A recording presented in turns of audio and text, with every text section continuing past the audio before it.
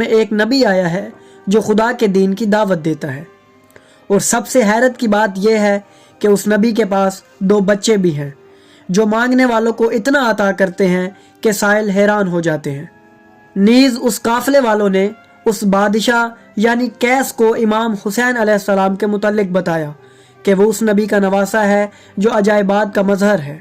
बादशाह कैस ये सुनकर बहुत महजूज हुआ और उसे इमाम हुसैन अलैहिस्सलाम के मुतल्लिक मज़ीद बातें बताने का कहा।